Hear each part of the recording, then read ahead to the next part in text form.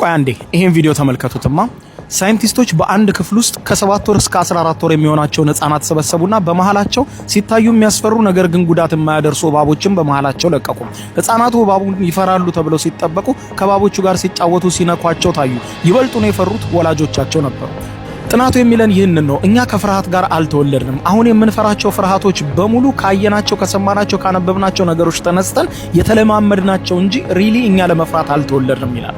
እኔ አነቃቂ ንግግር ተናጋሪ አይደለም። ነገር ግን ይህንን መልእክት እንዴትም ባለ አጋጣሚ ውስጥ የምትሰሙ በሙሉ ፍርሃት ልክ እንደ ጉም ነው። ከሩቅ ስታዩት እይታችሁን የሚጋርድ ስትጠጉት ግን የማይጨበጥ የሆነ መጋረጃ ጭጋግ።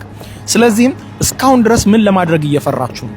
ለማድረግ እየፈራችሁ ወይም ሰው ምን ይለኛል በማለት እየፈራችሁ ከሆነ ፍርሃታችሁን ተውትና አንድ ስቴፕ ወደምትፈሩት ነገር ተጠጉ።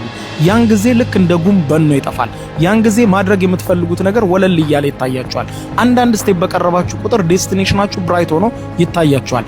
ምንም ለመሞከር አትፍሩ።